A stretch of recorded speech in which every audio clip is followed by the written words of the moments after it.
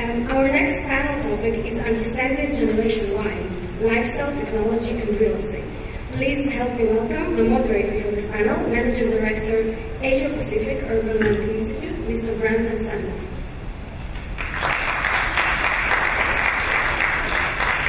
Thank you, Ariel.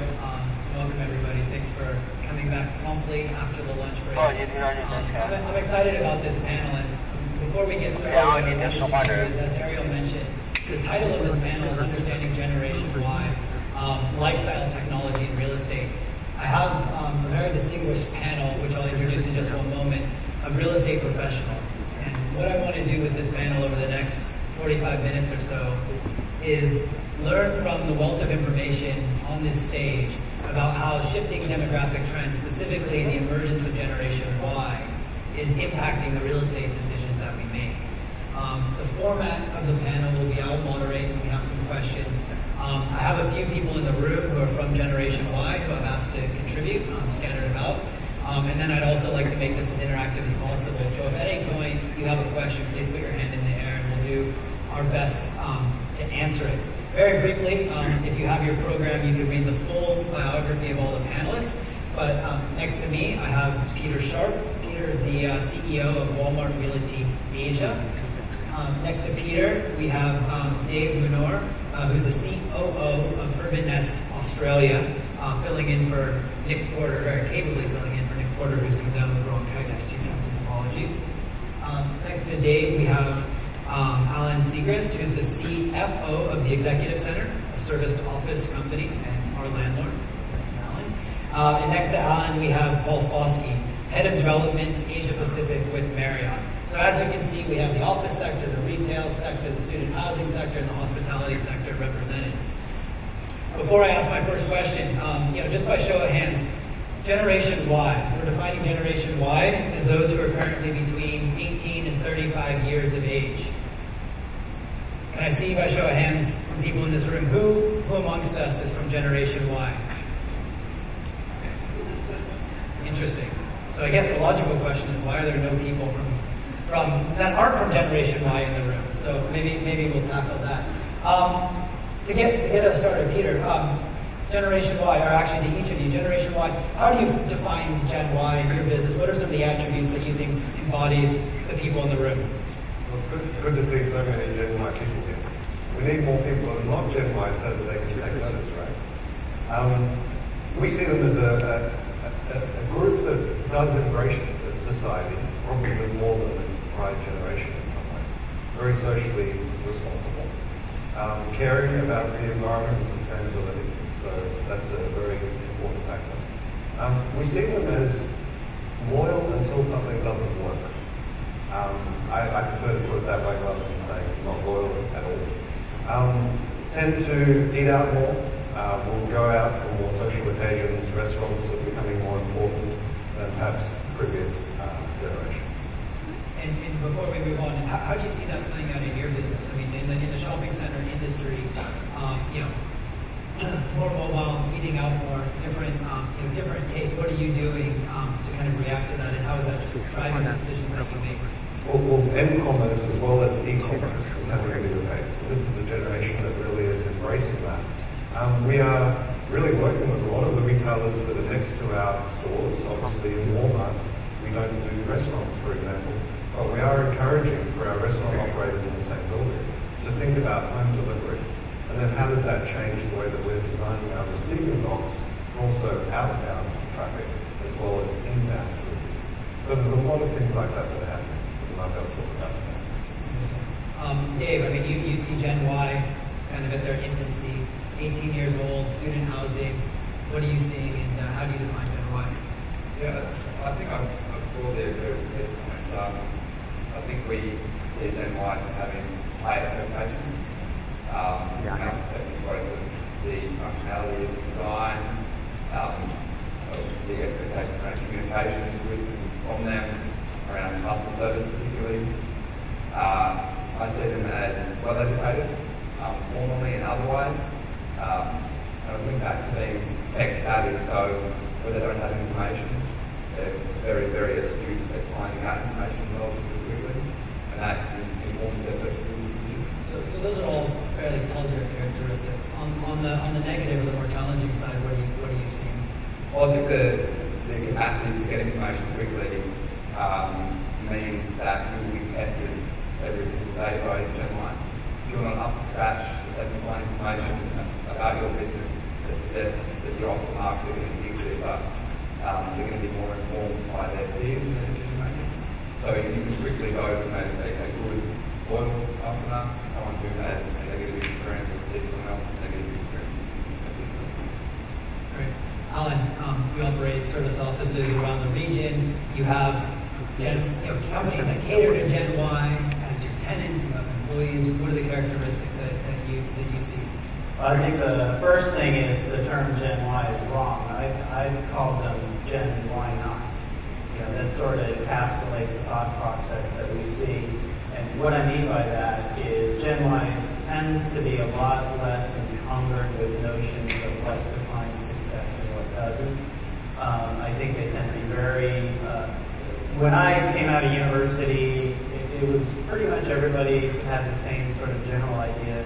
If they didn't go into the Peace Corps or something like this, they would go out and say, I want to work for a big company, maybe IBM, maybe Apple, maybe this or that. Morgan Stanley was an ideal. And now, I think people come out of very good universities and say, why would I want to work for Morgan Stanley? Why do I need to work for Apple or IBM? Maybe I do, maybe I don't. I don't know.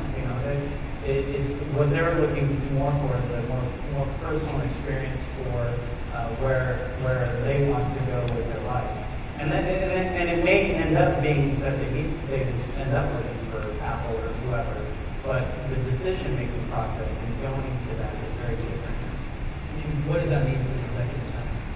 What it means for us is we're a large. Probably, I would say probably 90 to 95% of the people who work for the Executive Center of GenY, probably about 30 to 35% of our customer base is GenY. And I would say that what we have to do is focus a lot of attention on having a positive environment to work in. We struggle with it because you have certain GenYs who kind of get to a certain level and then they don't really quite know how to manage down as well as they manage up, and so it's a struggle for us because we paramount to me and my partner in this business is making sure that we have a very positive, proactive work environment, and that plays well into hiring GenY people. They want to work in a place that they feel like they're contributing to something that is. They're enjoying themselves really doing their work. And Paul, I mean, for everybody in the room, maybe you didn't live in a student accommodation, maybe you don't work in a service office, and I think you'd be crazy if you never went to a shopping mall. But most people probably stayed in a hotel. From your perspective, at Marriott, how do you define GenY and kind of what impact is it having on the decisions that you're making? Sure. Just to add to some of the commentaries, some traits that we see in GenY travelers that affect our business in many ways. They are social, they're networked, they're connected, they value enrichment, discovery, learning, and they're very focused on design. So if you think about how a hotel operates, all the way from the initial transaction, which is how is the hotel booked, through mobile devices, how do you come up with the very best applications so you get the right information out to them, how are hotels designed, what are the GenY travelers looking for when they stay at hotels. It's much different from what the baby boomers of my generation, the older generation is looking for. So it's affecting how we design the properties, how we design the rooms and the public areas of the hotel, given how these guests interact with one another. And I mean, it's interesting that you mentioned design, and we were speaking a little bit about that, and I'm sure it applies to all of your businesses, but is there anything specific that you've seen or any specific design changes that you've made that kind of primarily cater to, the GenY demographic, if you will? Yeah, I think in terms of functionality, what we are putting into a number of our full-service hotels, and what we're rolling into two specific GenY brands, which we can talk about later, are public areas where travelers can sit down with their computer, get on Wi-Fi, watch TV, order drinks and snacks. They may socialize with one another, they may not, but they don't want to be sitting in their room carrying on that kind of activity. They're also looking for a design that's more contemporary, more clean, more modern, more fresh. They want hotels that have more of a personality, and they're not looking for as much of the kind of standard predictability that defined a lot of hotel brands over, say, the last 15 or 20 years. Interesting. So we know how the panel defines GenY. Graham, how do you define GenY? How do you define yourself as a member of GenY? Well, for me, I think it's a different pyramid out here in terms of the way that a lot of the companies and organizations are structured out here. And as a part of GenY, I look at the Urban Land Institute in Beijing, and I see that actually there's only the young leaders group up in Beijing. So actually the pyramid is completely shifted from what we're used to in more established markets. So I would say that that's a big contributor in how much of the pyramid we actually make up and how much that leads to us contributing to society. Great. Eric, are you out there? I'm here. GenY for us in Philippines is average age is 23. And I think you mentioned it also in the panel when they were discussing Wi-Fi. So choosing a coffee shop, for example, a Starbucks versus Coffee Bean, we don't choose based on the better coffee. We choose on which one has the most plugs, so we can put our laptops, and we also choose on which one gives a free Wi-Fi connection. And so the thing that's also taking off in the Philippines is really m-commerce.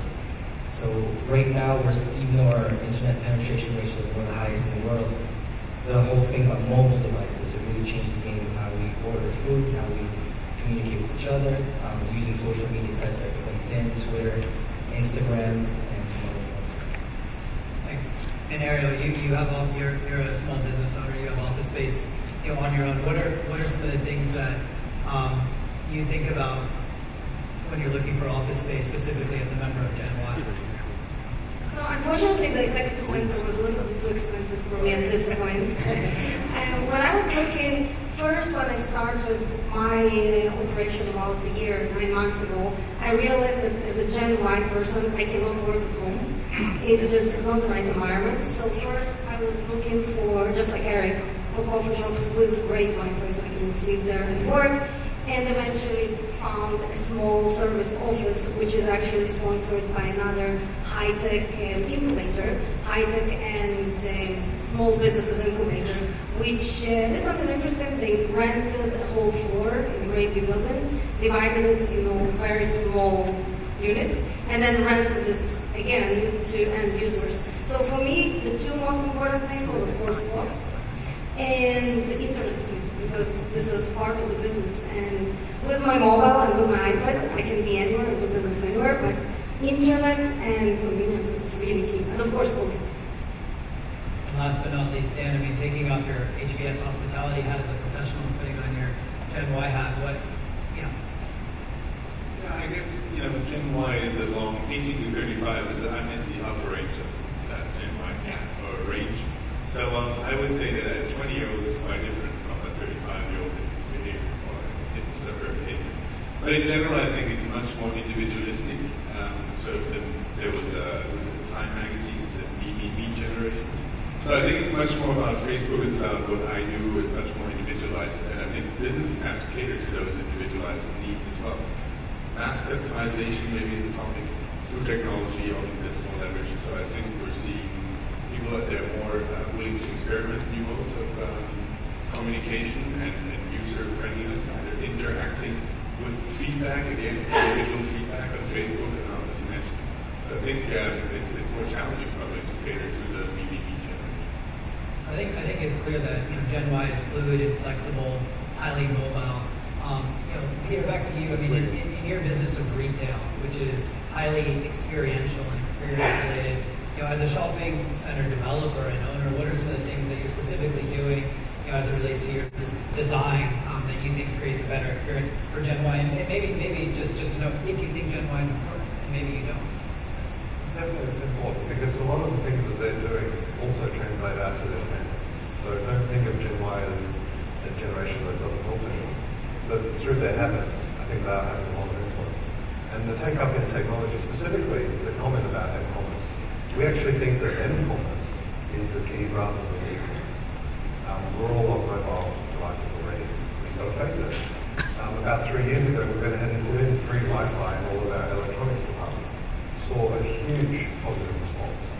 extended that out into the shopping also. We do have challenges in different markets about implementing that. So China is a little more challenged. But using Japan as an example, the Japanese ability to use mobile technology is actually already 10 years in practice. So the ability for us to do home deliveries of supermarket items, we're doing that already within 24 hours. It has been for 9 years.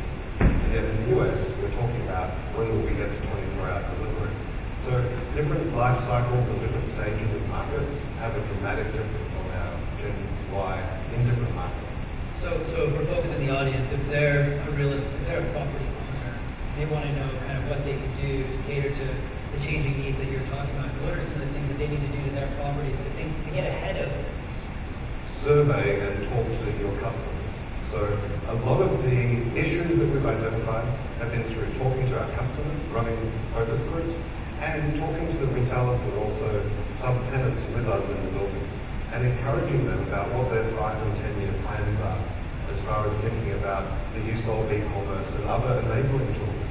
And we also put this position to our fellow retailers that e-commerce is not the enemy. A lot of retailers have thought bricks and mortar and e-commerce is the evil person that's coming around the corner.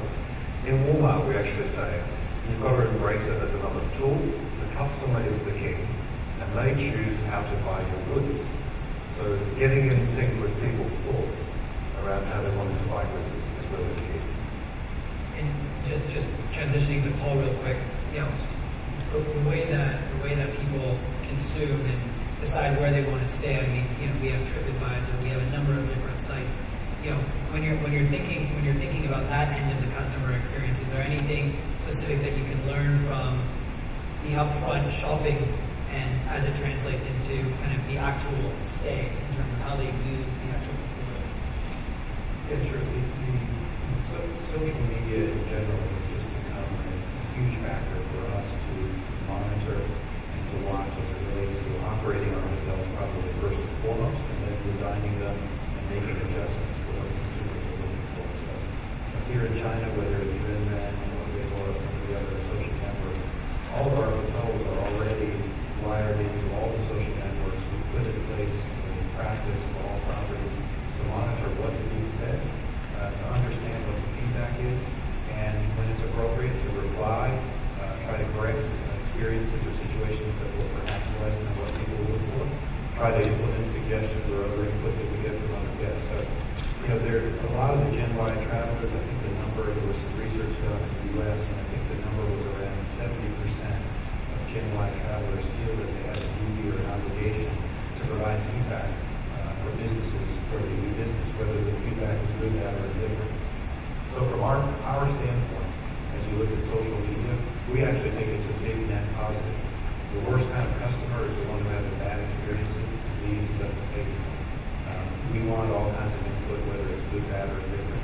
Ultimately, it just makes us a better operator and we think more competitive. Just very quickly, an informal survey. By show of hands again, last time you stayed at a hotel, how many of you gave feedback, good, bad, or otherwise, online? In person?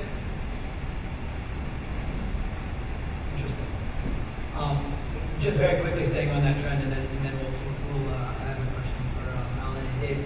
Marriott obviously thinks that this demographic is important. You have the Foskey brand in Europe, and you were just telling me you recently acquired another brand, I believe AC hotels that you're bringing to the United States. What's the basis for those decisions, and how do you see that shaping the business going forward? In both cases, Moxie, for anyone who doesn't have the background on that, is a brand we just launched in Europe. We spent a couple of years developing the brand, and all of the input that went into the design of the brand was based on direct interviews with Generation X and Y travelers. So we had some X travelers in there as well. And essentially what Foskey is a very design-driven, upper moderate tier lodging product, which has kind of an interesting, modern, cool design to it. But guest rooms are small, they're only 17 square meters. Our partner with Foskey is IKEA, and it's actually a modular product whereby IKEA builds wooden modular rooms. And these rooms are brought to the site, and we basically put the hotel together. It's a 5 or 6 story building. So it's interesting. You would think with that kind of description that it ends up being kind of a cheap or tacky looking product. I really quite the opposite. It's a very sleek, young generation XY type design. And it has been rolled out and designed and put together specifically for Gen X and Y.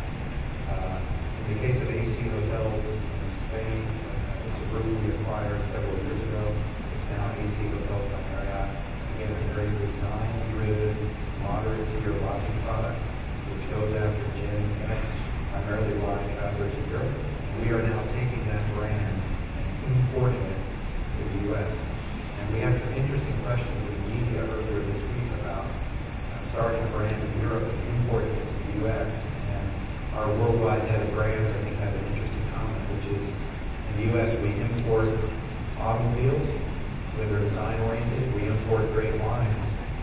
We're going to import a brand which we think is design-oriented and will cater to that customer. Picking up on the theme of feedback, Alan, we were talking about feedback. You know, you have the unique vantage point of seeing a lot of customers across your portfolio, but also just the nature of the space that you operate.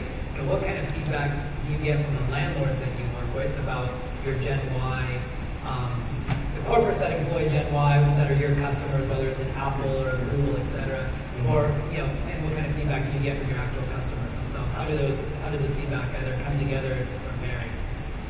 It really depends. I think generally speaking, landlords are pretty straightforward. You know, they like to have well-known brands in their buildings. So, you know, if we do a lot of business with Google, for example. So, you know, a lot of landlords like to have us. They know we do business with Google, we do business with Apple, we do business with all these guys.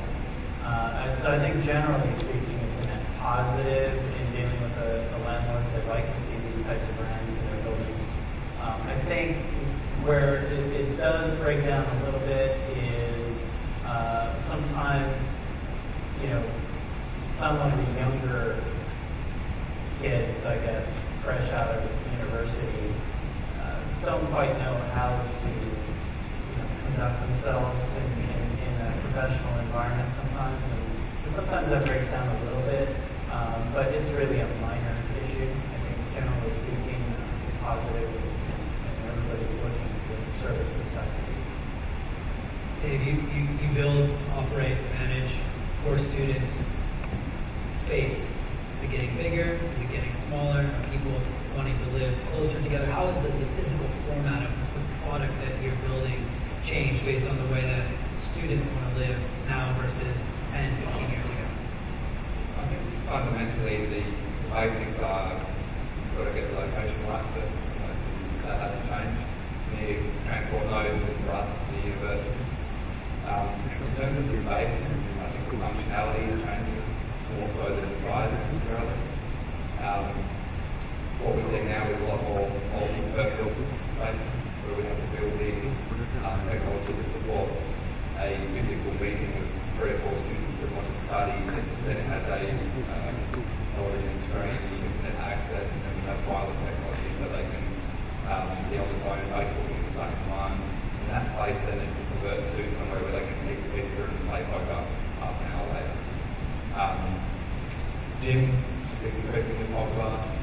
Cafes / social stations. I think someone refers previously to the capacity to sit down and have coffee and work with your laptop is very important for us. So we try to incorporate all those things. Can I just get in here? Just expanding on your thought. One thing which is very important for us, we have a lot of GenY employees that work for us. One of the things which is very important, if you want quality people working for you, you have to make it a compelling reason or easy for them to come work for you. So those transportation nodes, access to services are really important. I've seen time and again where maybe our competitors or other people have offices, or maybe someone who's just sitting at their own office. There's some beautiful building built somewhere out in the middle of nowhere. There's nothing neat out there, but to the boss, he doesn't care because his lunch is prepared, or he gets in his car and he drives somewhere, Meanwhile, all of these employees don't really, they come in on the bus or they've connected some complicated way to get out to this random site out in the middle of nowhere. And over time, what ends up happening is the GenY people end up going and looking and finding another job.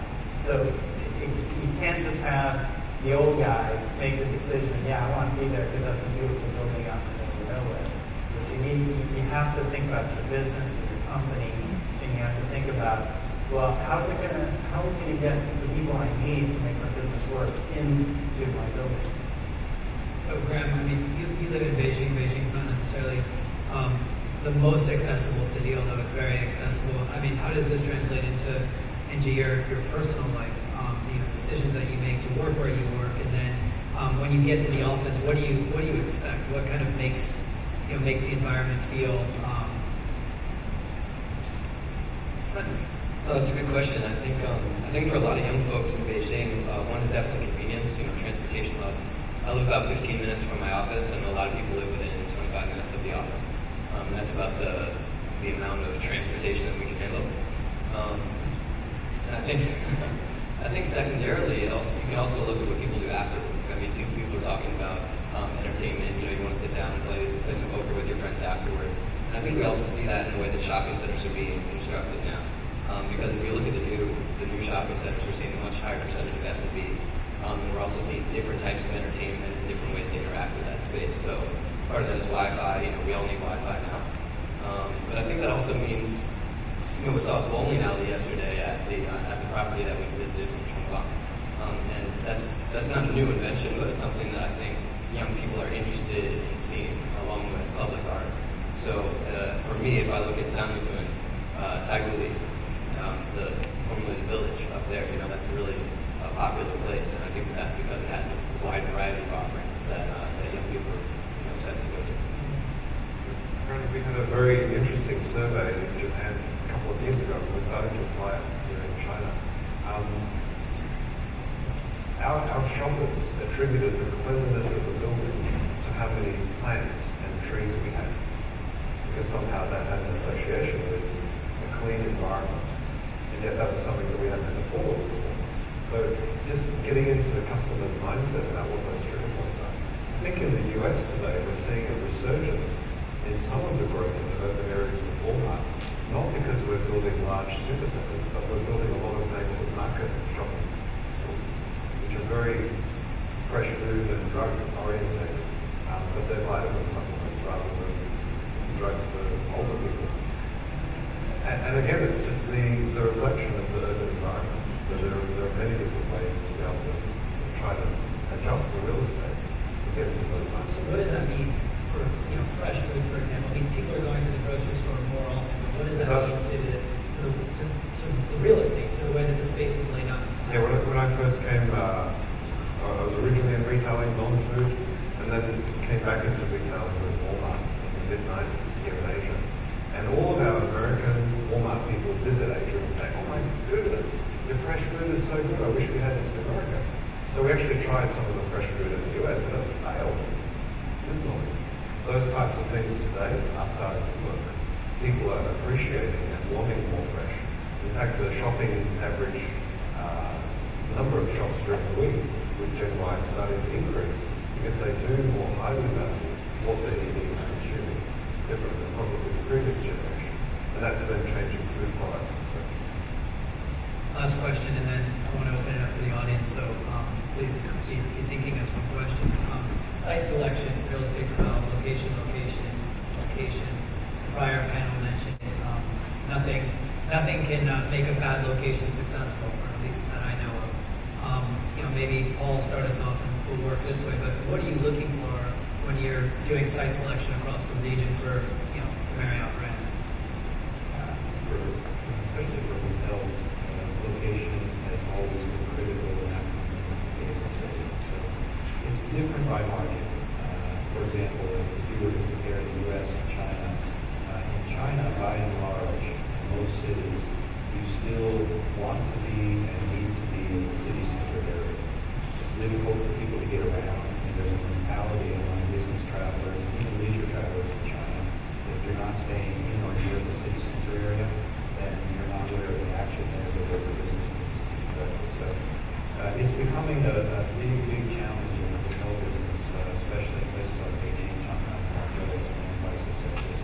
globally over the last 10 years or so. But we are seeing a few markets, such as Beijing and Shanghai, that are starting now to expand outwards, and we're seeing pockets of commercial development activity that support hotels coming up in areas where land prices are a little bit less expensive, and we're starting to see successful hotels and opportunities opening up there. But generally speaking, for hotels, especially if you move up the scale for luxury hotels, without a great location, in general, there's a decrease. You look at age and demographics as one of the criteria?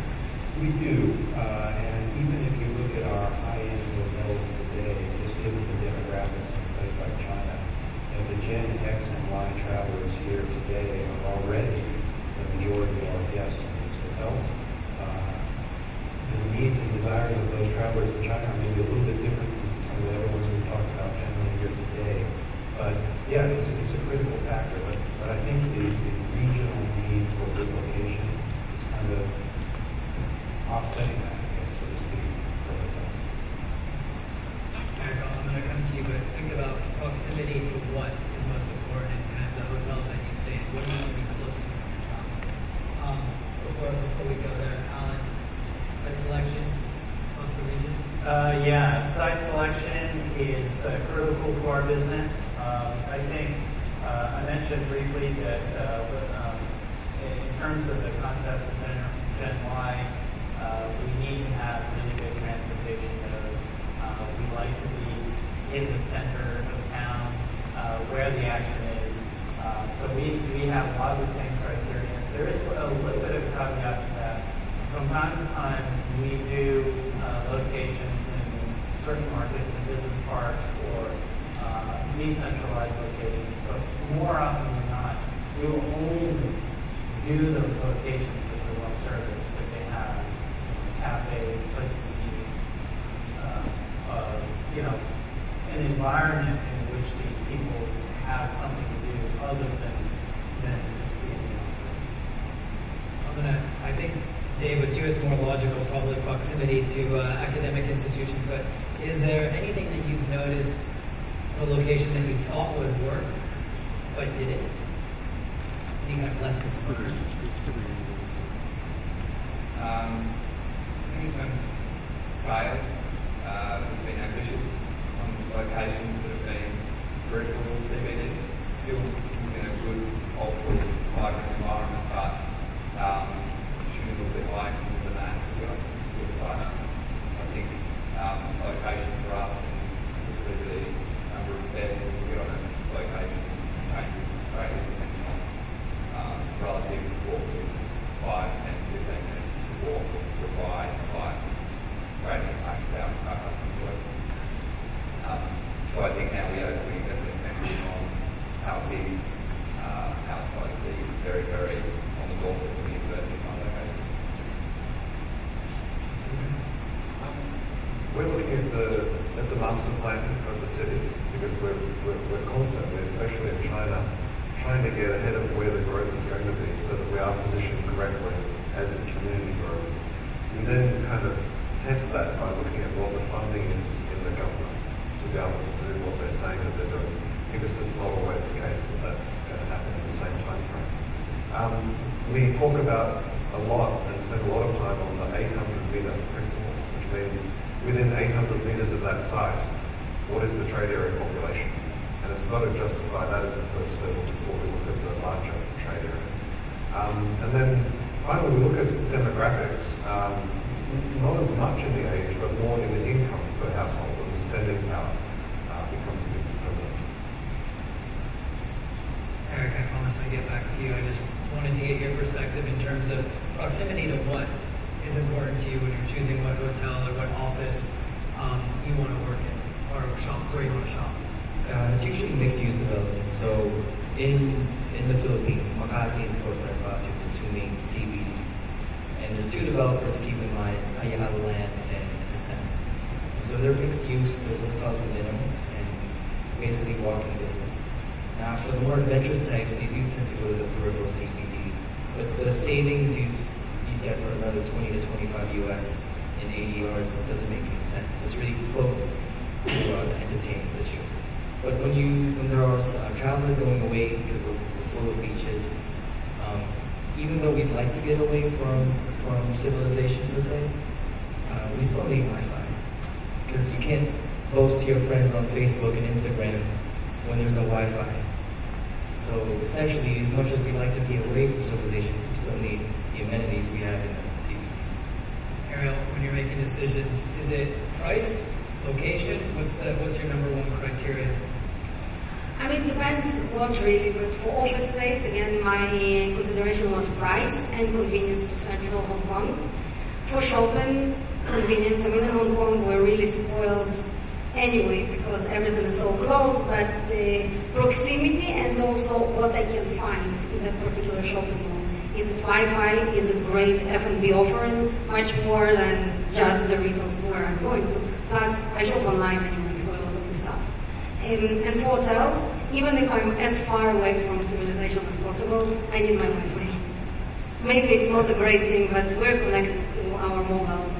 Clearly, everybody needs Wi-Fi. I think that's one takeaway, but that seems fairly simple to implement. I want to open it up for a few questions. We have one right here. I don't know if there's a microphone going around. Either that or please just stand right there. Cassius, and I'm a GenY business owner in Hong Kong, small business. Obviously, we're in a time of more GenY companies set up by GenY entrepreneurs. And my question is about hardware and the development of hardware in the machines of our cities, as we were hearing about earlier. GenY is expecting or developing more mixed-use environments of lifestyle and workplace, so you kind of combine these in your working day. Now, do you see this as perhaps a natural instinct of an immature generation, that they would expect that, or is this actually giving us higher productivity as well as enjoyable places to live and work? Any volunteers? Peter, you want to take that? Yeah, we're actually all for mixed-use developments when they're done and executed properly, and that's the big caveat. So a good plan of a mixed-use development can be very well executed by a good company and people with the right experience or know-how, or can be equally a great plan that is poorly executed. And we have a number of locations today that in theory should have worked, but then had a soft opening, didn't have the right tenant mix, have become kind of ghost shopping centres. And then you would go in there and judge that you don't want to shop in that environment, and that mixed use doesn't work. So it does depend on the execution. Absolutely. Just having freestanding stores, we don't think economically is viable in a lot of urban areas, so find ways to make the solutions work.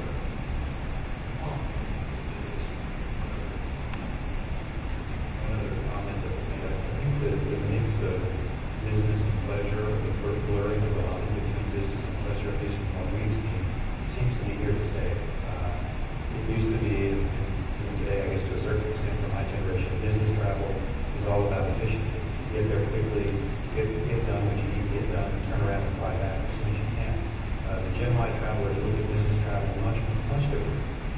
It's really a chance not only to obviously go out and do whatever you need to do that's business related, but there's a chance for a whole other experience, there's a chance for leisure activity, there's a chance to see new things, to meet new people, to broaden social networks, all of this type of stuff. So we're seeing that happen more and more, and our sense is that type of mentality as it relates to the travel business seems to be here to stay. Like this to increase it? It depends on the market, but yes, we've seen people stay increase in some areas. Please. We've talked a lot about kind of maintaining and creating experiences. One of the things, this is combined Generation Y and just the technology. How is that affecting initiating relationships with business? How is that changing the sales cycle? So for the hospitality industry, aside from online portals and review sites, are there any kind of innovative strategies that you're looking at? And I think that goes across the board. Are there innovative strategies for attracting people to your mall? Are there innovative strategies? I mean, 20 years ago, you probably couldn't have the campus newspaper. Where are you finding success? Same thing with search services. Yeah, I think from our perspective, we really have to focus on building a quality channel. our strategies and our communication with our customers. From a sales perspective, we have a uniquely long engagement with GenY. We have 12 or 24 month stays with our students that might cost $20,000 a year type of numbers. So the simple Google advertising, website advertising, the customer portals, the outdoor advertising, working with education and agent networks in China, all that form part of that strategy. Typically, the e-commerce for us is very, very important, but the reality is because of the size of the contracts, less than 10% will be engaging wholly and committing via online, making offshore, for example. There needs to be an engagement initially, might be through Weibo, starting a conversation that might translate into a phone call, that might then articulate into a face-to-face visit to a customer 2 months down the track. It will be a tour to a property that then waits for them to tour 2 or 3 other competitors' properties, that then finally translates into a sale. So for us, it's very, very important to have multi-channel, and we can't expect to dictate those channels to customers. It needs to be across all the platforms that they might want to engage in. In India, we're using cell phone blasting. Are you familiar with the technology? I find it really annoying. But it works for our small format stores. So these are stores that are only about 800 square meters, selling fresh products and dry grocery. And when we have new products coming, with the customer's approval, we send that information to one cell phone signal repeater station. And only the people within that kind of proximity get the message. And customers are very receptive. I think in the interest of time, we're gonna have to leave it there. But before I do that, I just want to ask each of you to provide kind of a closing or parting thought on GenY and one thing you could change, one thing to your business, the real estate part of your business, not necessarily the operational part of your business, to adapt to GenY. What would it be? Well, I'll start with you. Yeah, I think it's the mix of business and pleasure, business trips, and the interaction in public areas with hotels as opposed to restaurants. So we will continue to take our public areas, make them more active, make them more energized, make them a place where people want to gather, carry on whether it's a Wi-Fi or the things that I mentioned earlier. The way people think about hotels and stay in hotels and whether it's will change. Within our offices, we've actually been focusing on this very similar issue for some time, and we work very hard on kind of trying to always improve our common areas in terms of not just how they look, but how they function. How does the flow through the office work? In some of our newest facilities, which we've opened up in Shanghai and Singapore and these places, we're really starting to get that formula down where kind of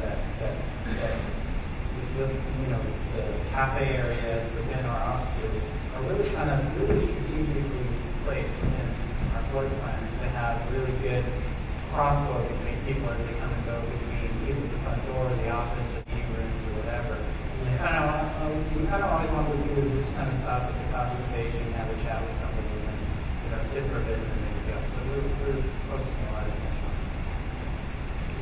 Yeah, I think similarly for us, the community space is a very big focus. Flexibility, continual review and evolution, and capacity for our customers to continue the space for their own use. For us, it's the embracement of all technologies in the payment process. Our tech guys are now committed to the fact that they won't ever find Nirvana, but that they'll find solutions that might last a year or 2 years, and then they're going to have to find the whole. That's how we're going to have to grow. Right. So I think just to wrap things up, it sounds like technology is a huge enabler for Generation Y. The way that people use space, communal space, the ability to interact with their peers obviously has a very large role. And then as at something we all know, which is the experience. I think it's easy to talk about getting the experience right. And I'm not sure that there's one thing you can pinpoint, but when you've got the design and experience right as a consumer or as a member of GenY, you really just know that you're in a place that works. So on that note, I would like to please join me in thanking my very distinguished panel. Now I'd like to turn it over to Ariel.